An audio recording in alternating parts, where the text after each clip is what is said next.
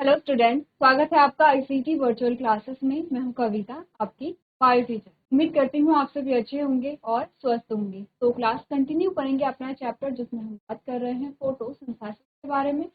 Photosynthesis में आपने पूरी फोटोसिंथेसिस पढ़ ली है। तो आपने साइकिल या कैल्विन साइकिल को हमने बनाया है और डायग्रामेटिक वे में समझा है, स्टेप्स हमने समझे हैं। आज थ्योरेटिकल वे में हम समझेंगे कि अगर आपके पास आए कि आपको एक्सप्लेन भी करना है कैल्विन साइकिल को, तो कैसे आप एक्सप्लेन करेंगे। तो स्टार्ट करते हैं। उससे पहले देख लेते हैं हमारे पास कौन कौन से टॉपिक आए हैं और कौन से टॉपिक हमने यहाँ पे कवर किए। तो ध्यान से देखिए, सबसे पहले कुछ हमारे पास स्टार्टिंग की क्या आते हैं, कुछ एक्सपेरिमेंट आते हैं जो हमें बताते हैं फोटोसिंथेसिस एविडेंस। और फोटोसिंथेसिस में जो प्रोडक्ट होते हैं वो कौन से होते हैं, या फोटोसिंथेसिस से किन किन चीज़ों की हमें क्या होती है आवश्यकता है। अब बात हमने फोटोसिंथेसिस की थी, जिसमें आपने पिगमेंट पढ़े थे, आपने photo system second photo system पढ़े थे। दोनों में डिफरेंस क्या होता है, दोनों की फंक्शनिंग क्या है आपने कहा। यहाँ पर लाइट रिएक्शन, तो लाइट रिएक्शन में आपने ये सारी चीजें पढ़ी हैं, ठीक है। लाइट हार्वेस्टिंग कॉम्प्लेक्स क्या होता है, या जिसे आप एंटीना भी कह रहे थे। इसी के साथ आपने लाइट रिएक्शन पढ़ी है, और लाइट रिएक्शन में हमने कहा कि हमारा जो प्रोडक्ट आता है वो है NADPH, ठीक है। क्लियर इतनी बात। अब ये जो प्रोडक्ट है ये कहाँ काम आएंगे, डार्क रिएक्शन में। तो इसी के साथ हमने photo phosphorylation, cameo osmosis hypothesis, इसके बारे में हमने बात की थी, ठीक है। अब हमने कहा कि जो ATP और NADPH है वो कहाँ रोल प्ले करते हैं, तो वो दो जगह रोल प्ले करते हैं। C3 साइकिल या C3 पाथवे या कैल्विन साइकिल, तीनों एक ही के नाम है। या C4 साइकिल, C4 पाथवे, या फिर हैच स्लैक पाथवे, ये सभी क्या है, इसी के नाम है। तो हमने कहा जब आपने C3 साइकिल पढ़ी थी तो फोटोसिंथेसिस कंप्लीट वहां पर हो गई है, लेकिन कुछ प्लांट एग्जिबिट करते हैं या शो करते हैं यहाँ पे C3 साइकिल, और कुछ करते हैं C4 साइकिल। हमने पढ़ा था यहाँ पे, जब आपने C3 साइकिल पढ़ी थी, हमने रूबिस्को पढ़ा था, वहाँ पे पढ़ा था, एक पूरी साइकिल बनाई थी, वहाँ पे हमने रूबिस्को पढ़ा था। हमने कहा था जो रूबिस्को है वो कंबाइंड हो रहा है यहाँ पे कार्बन डाइऑक्साइड, तो देख लेंगे। चलिए, क्या बात हमारी हुई है। हमने कहा अगर ये साइकिल हमने पढ़ी है, जल्दी से देखते हैं क्या हमने उसमें पढ़ा है। आपने कहा ये कोई प्रोडक्ट था, आर यू, और इसमें क्या होती है, CO2 ऐड होती है, इसके प्रेजेंस में रूबिस्को के। ध्यान रखिए, रूबिस्को की फुल फॉर्म भी है, फॉर्म होती है रूबिस्को की, ये इसकी स्पेलिंग नहीं। जब इसमें क्या होता है, रूबिस्को ऐड होता है, तो यहाँ पे बनता है पाइरुवेट, फॉस्फोग्लिसरिक एसिड यहाँ पे बनेगा, ठीक है। फॉस्फोग्लिसरिक एसिड के कितने मॉलिक्यूल बनेंगे, दो मॉलिक्यूल बनेंगे। फॉस्फोग्लिसरिक एसिड में से क्या बनेगा यहाँ पे, ट्रायोज, और ट्रायोज शुगर से फिर से क्या बनता है यहाँ पे, RUBP, और नीचे आपने कहा कि जो ग्लूकोज है वो एक्यूमुलेट हो जाता है, ठीक है। यहाँ पर NADPH और ATP का यूज होगा, और यहाँ पर भी ATP, ATP से यहाँ पे ADP बनेगा, NADPH से यहाँ पे NADP प्लस बनेगा, ठीक है। और ATP से यहाँ पे क्या बना, ADP बना। क्लियर है। अब इस प्रोसेस को हमने कहा कार्बोक्सिलेशन। बहुत ज़्यादा डिटेल में नहीं जाएंगे क्योंकि हम ये पढ़ चुके हैं। इसे हम कहते हैं रिडक्शन, इसे हमने कहा रीजनरेशन,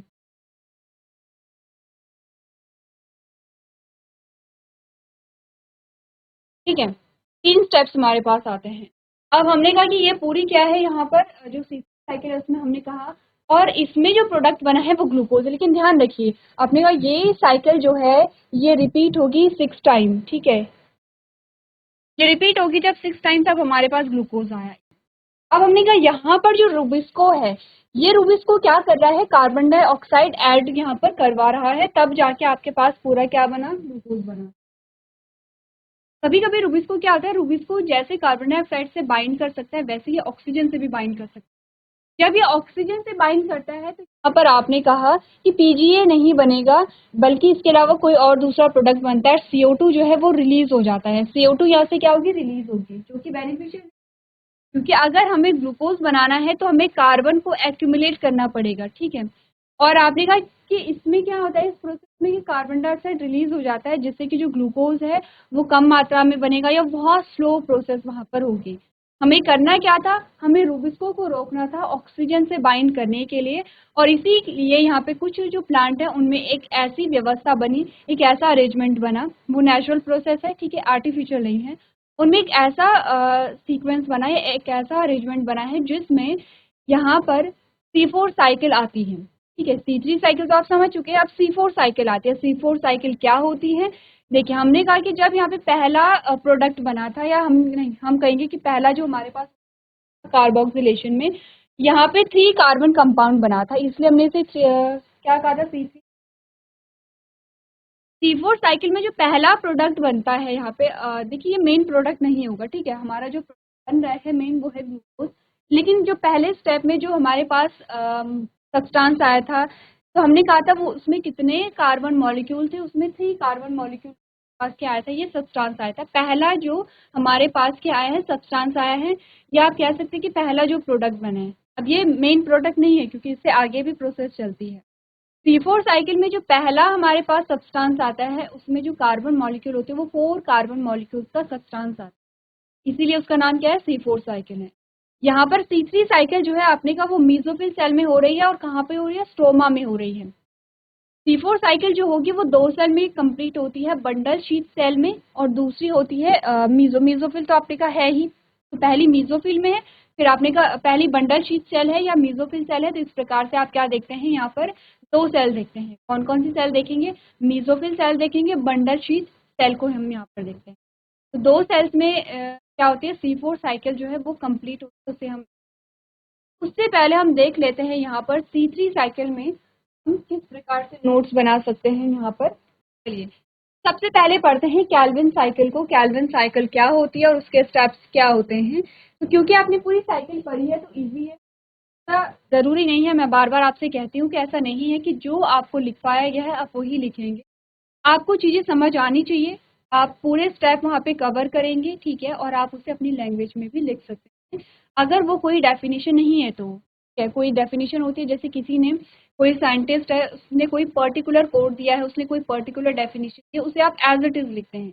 उसके अलावा और जो चीज़ें हैं वो आप अपनी लैंग्वेज में लिखें, वो ज़्यादा बेटर होता है। लेकिन ध्यान रखिए, आपको चीज़ें ऐसे प्रेजेंट करनी है जिसमें सारी चीज़ें कवर हो। जैसे कि आप C3 साइकिल को अगर पढ़ रहे हैं तो आप C3 साइकिल को ऐसे बताएंगे कि उसमें सारी चीज़ें कवर हुई।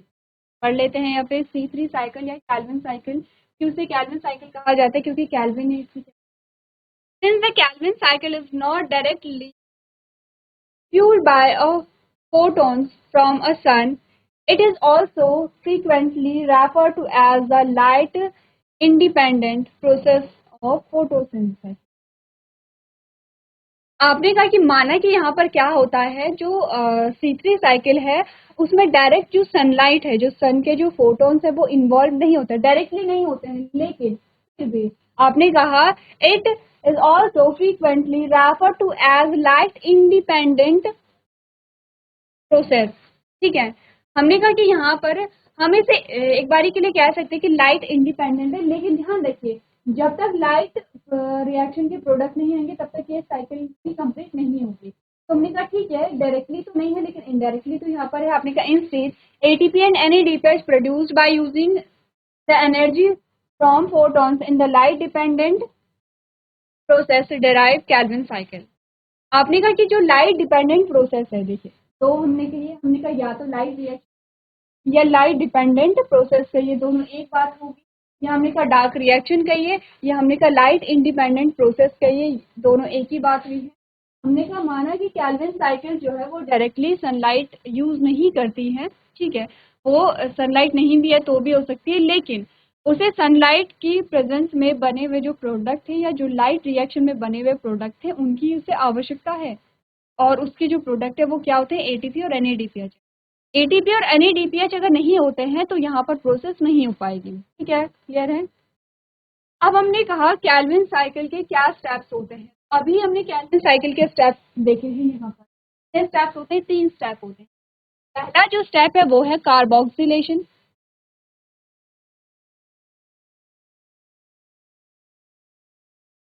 दूसरा जो स्टेप है वो है यहाँ पे रिडक्शन। और तीसरा जो स्टेप है वो है रीजनरेशन। सबसे पहला जो स्टेप हमारे पास आता है वो है फिक्सेशन ऑफ कार्बन, और इसी को आप कार्बोक्सिलेशन कहते हैं।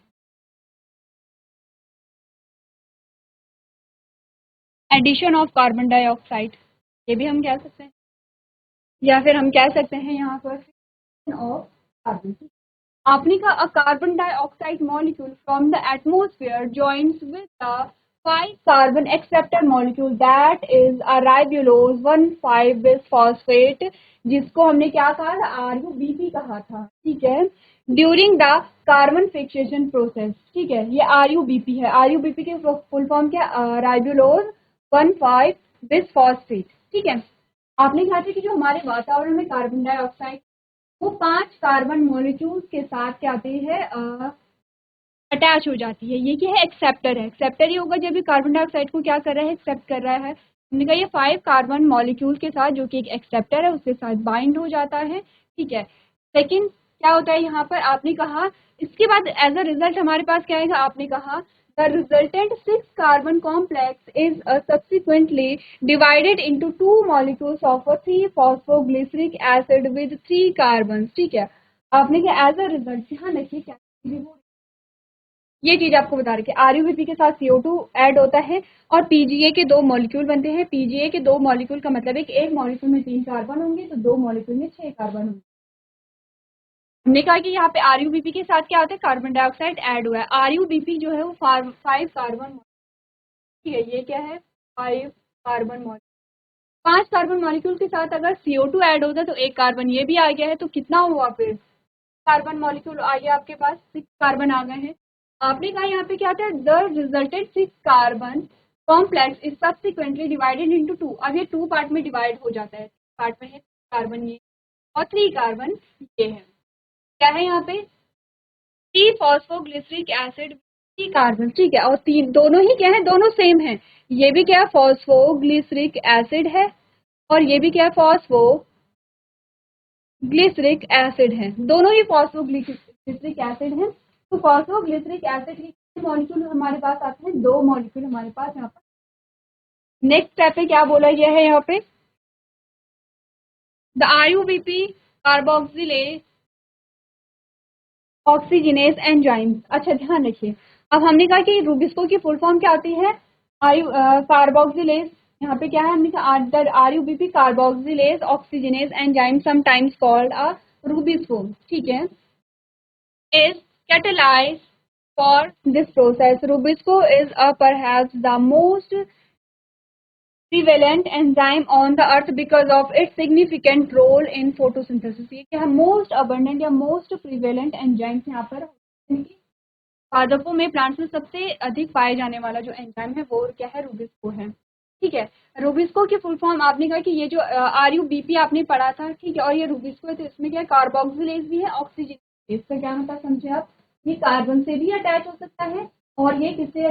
ऑक्सीजन से भी अटैच हो सकता है। कार्बन से अटैच हो रहा है तो कार्बोक्सिलेज है, ऑक्सीजन से अटैच हो रहा है तो ऑक्सीजनेस एंजाइम है। ठीक है, पहला स्टेप कंप्लीट हो चुका है। हमने कहा पहले स्टेप में क्या होगा? यहाँ पर RUBP में CO2 ऐड हुआ है, इसके फलस्वरूप हमारे पास 2 मॉलिक्यूल यानी कि फॉस्फोग्लिसरिक एसिड यहाँ पर आए हैं। ठीक है, चलिए अब एक बार नोट कीजिए पहला जो स्टेप हमारे पास आया।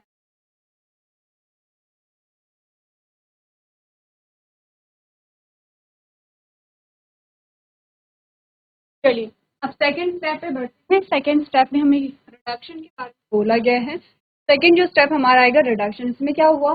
The molecules of a glyceraldehyde 3 phosphate GCP, a simple sugar, is formed from the 3-PGA phosphoglyceric acid molecules produced during the carbon fixation in the second step of the Calvin cycle। ठीक है, आपने कहा यहाँ पर क्या होता है? जो सेकेंड स्टेप में है रिडक्शन होगा, और रिडक्शन में आपने जो फॉस्फोग्लिसरिक एसिड है उससे क्या प्रोड्यूस हुआ है, ट्रायो शुगर यहाँ पर क्या होती है, बनती है, सिंपल शुगर जिसे आप यहाँ पर कह सकते हैं। ATP and NADPH produce through photosynthesis, light dependent process serve as the state energy source. ठीक है, आपने कहा यहाँ पर जो लाइट डिपेंडेंट प्रोसेस है जिसे आप लाइट रिएक्शन भी कह सकते हैं, क्योंकि हमने इसे लाइट रिएक्शन के नाम से पढ़ा था। ठीक है, तो आपने कहा कि लाइट डिपेंडेंट प्रोसेस या फिर आपने कहा लाइट रिएक्शन के दौरान जो ATP और NADPH का फॉर्मेशन हुआ है उनका यूज इस स्टेप में होगा। कौन से स्टेप में, रिडक्शन वाले प्रोसेस में होगा। यहीं पे हमने लिखा था thus plants use the Calvin cycle to transform solar energy into compounds that can be stored for a long time such as sugar. The ATP and NADPH deliver their energy to the carbohydrates। आपने कहा यहाँ पर जो PGA है phosphoglyceric acid है उसे जो sugar बन रही है, ट्रायो शुगर बन रही है, उसके फॉर्मेशन के लिए जो एनर्जी यहाँ पर मिलती है वो ATP और NADPH से यहाँ पे रिलीज होगी। ठीक है, तीसरा स्टेप बताता है या तीसरा जो हमारा पैराग्राफ है वो बताता है the reason for this process known as a reduction is because NADPH provides electrons to the molecules of a 3-phosphoglyceric acid to produce a glyceraldehyde 3-phosphate. In chemistry, giving an electron is called a reduction, whereas receiving an electron is called a oxidation. आपने कहा कि इस process का नाम oxidation क्यों है, क्योंकि हमने कहा जो यहाँ पे NADPH है, ठीक है, ये NADPH है, ये क्या करता है, इलेक्ट्रॉन प्रोवाइड करता है जिससे कि जो फॉस्फोग्लिसरिक एसिड है वो किस में रिड्यूस हो जाता है, यहाँ पे ग्लिसरॉल्डिहाइड 3-फॉस्फेट में यहाँ पे रिड्यूस हो जाता है। तो कहा जा रहा है कि जो केमिस्ट्री है, केमिस्ट्री में इलेक्ट्रॉन का जो यहाँ पर आपने का डोनेशन है, donation of electron is known as reduction. ठीक है, यानी कि अगर इलेक्ट्रॉन को दिया जा रहा है तो उसे रिडक्शन कहते हैं, और अगर इलेक्ट्रॉन को रिसीव किया जा रहा है यानी कि इलेक्ट्रॉन को रिसीव करना ऑक्सीडेशन होता है, इलेक्ट्रॉन को देना यहाँ पे क्या होता है, रिडक्शन होता है। या फिर और तरीके से भी हम कहते हैं तो ऑक्सीडेशन का मतलब होता है ऑक्सीजन का ऐड होना, और रिडक्शन का मतलब होता है यहाँ पे जो H+ आयन है उनका ऐड होना। ठीक है, ये दोनों अपोजिट भी यहाँ पर आप कह सकते हैं। तो हमने कहा इस प्रकार से रिडक्शन की प्रोसेस है वो यहाँ पर कंप्लीट होती है। नेक्स्ट हमारे पास आती है रीजनरेशन। रीजनरेशन में क्या होता है, अपने का जो ट्रायो शुगर है, ट्रायो शुगर से फिर से RUBP का फॉर्मेशन होता है, लेकिन ट्रायो शुगर जो है उसमें हमने कहा वो 6 कार्बन कंपाउंड है। ठीक है, ट्रायो शुगर के 2 मॉलिक्यूल बने, 3 कार्बन, टोटल 6 कार्बन है। RUBP है 5 कार्बन, तो हमने कहा पर साइकिल में एक कार्बन जो है वो एक्यूमुलेट होता जाएगा, 5 कार्बन से फिर से क्या बन जाएगा, RUBP फॉर्मेशन हो जाएगा। इस प्रोसेस को हम रीजनरेशन कहते हैं। आपने कहा while certain molecules of a glyceraldehyde 3-फॉस्फेट्स are recycled to create the 5 carbon RUBP complex that is utilized to take in fresh carbon molecules. Other molecules must be recycled to create a glucose. आपने कहा कि यहाँ पर क्या होती है, कई बार साइकिल चलेगी। देखिए हमने साइकिल जो पढ़ी थी, ठीक है, हमने साइकिल जो पढ़ी थी, कार्बोक्सिलेशन हो गया था, रिडक्शन हो गया था, रीजनरेशन हो गया था।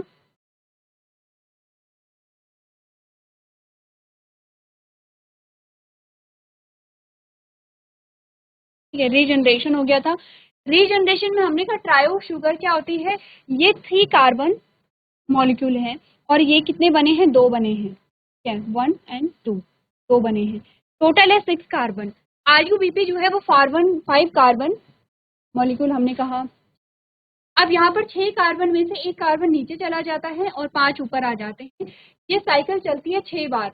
पहली साइकिल में 1 कार्बन हुआ है और जब 6 साइकिल चलेंगी तब यहाँ पे 6 कार्बन मॉलिक्यूल हो जाएंगे, इसीलिए यहाँ पे C6H12O6 का फॉर्मेशन हो पाता है। ठीक है, तो हमने कहा इस प्रोसेस को रीजनरेशन क्यों कहते हैं। रीजनरेशन अगर आप देखेंगे, हमने जब बात की थी यहाँ पर रिप्रोडक्शन में, तो रिप्रोडक्शन में रीजनरेशन का मतलब था पुनरुद्भवन। तो पुनरुद्भवन का मतलब होता है पुनर्निर्माण। तो यहाँ पे RUBP का पुनर्निर्माण हो रहा है, तो इसीलिए इस प्रोसेस को हम रीजनरेशन कहते हैं। यहाँ पे क्या होगा, ATP का यूज यहाँ पर होता है। तो पढ़ लेते हैं आगे जो प्रोसेस हमें है। आपने कहा ATP is needed for regeneration process, it is a multi step complicated process. आपने कहा ATP की रिक्वायरमेंट यहाँ पर होती है। ठीक है, कॉम्प्लेक्स प्रोसेस है क्योंकि मल्टी स्टेप है। मल्टी स्टेप क्यों है यहाँ पे? क्योंकि हमने कहा 6 बार साइकिल चलेगी यहाँ पर।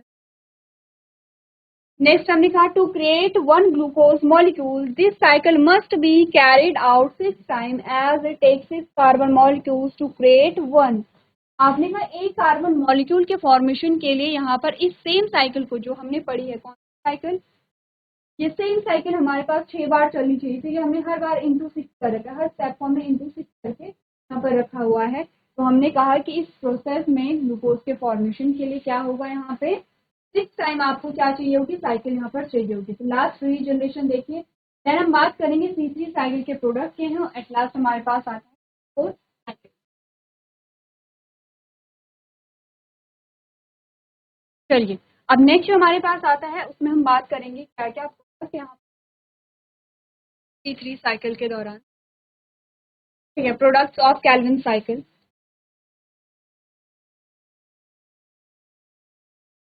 क्या प्रोडक्ट हमारे आए हैं उसे एक बार देख लेते हैं। आपने कहा one carbon molecule that can be converted into sugar is fixed during each cycle turn of a Calvin process. आपने कहा one carbon molecule that can be converted into sugar is fixed.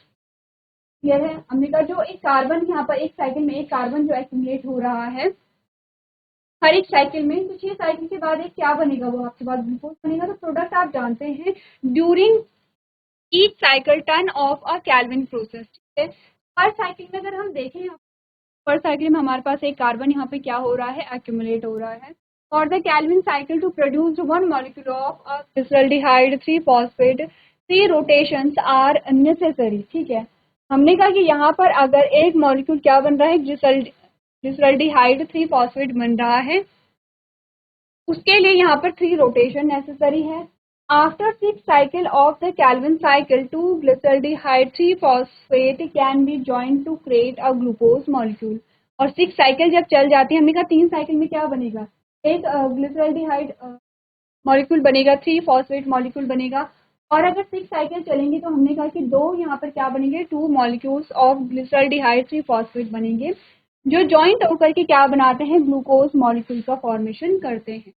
Next हमने कहा reducing 3 electron addition to 3 phosphate glyceraldehyde acid to form a glyceraldehyde 3 phosphate and renewing RUBP to allow them to receive a new carbon atom from carbon dioxide from air, consume 3 ATP and 2 NADPH throughout each round of the Calvin cycle। तो हमने कहा कि हर एक cycle में क्या हो रहा है, एक कार्बन एक्यूमुलेट हो रहा है, आरएसबीपी का रीजनरेशन हो रहा है, और हर दूसरी साइकिल में क्या हो रहा है, जो कार्बन डाइऑक्साइड है उसे एटमोस्फेयर से लिया जा रहा है। तो पर साइकिल में हमने क्या बात की, यहाँ पर 3 एटीपी यहाँ पर और 2 एनएडीपीएच का फॉर्मेशन हो रहा है हर साइकिल पर। साइकिल की बात है तो 6 साइकिल में कितना होगा, आपने बोला कि यहाँ पर इंटू 6 हमने किया था, into 6 equal to 18 into 6 equal to 12।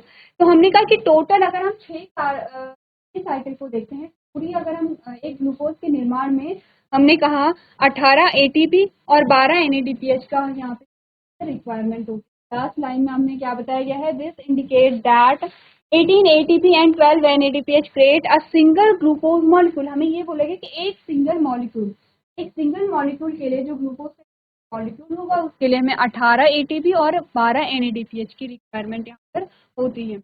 अब क्वेश्चन कैसे भी क्रिएट किया जा सकता है, हो सकता है आपसे पूछा जाए कि हमने कहा कि ग्लूकोज के 5 मॉलिक्यूल के लिए कितनी एटीपी की फॉर्मेशन होती है, या ग्लूकोज के 4.5 मॉलिक्यूल के लिए आपको कितने एटीपी की फॉर्मेशन, एटीपी की आवश्यकता होती है। कुछ ऐसे क्वेश्चन जो आपके क्या होते हैं, ट्रिकी क्वेश्चन होते हैं। ठीक है, अब C3 साइकिल कंप्लीट हो चुकी है हमारी, C4 साइकिल जानेंगे। C4 साइकिल क्यों होती है इसके बारे में हमने बात की है। रूबिस्को जो है वो ऑक्सीजन से ऐड हो करके जब ऐड होता है, इस प्रोसेस में कार्बन डाइऑक्साइड मॉलिक्यूल्स का लॉस होता है, कार्बन डाइऑक्साइड का लॉस नहीं हो यहाँ पे। इसके लिए हमने कहा कुछ जो प्लांट होते हैं वो C4 साइकिल एग्जिबिट करते हैं। ठीक है, C4 साइकिल किस प्रकार के पौधों में होती है, कैसे होती है, इसके बारे में हम बात करेंगे। पहले जो कैल्विन साइकिल के प्रोडक्ट हैं आप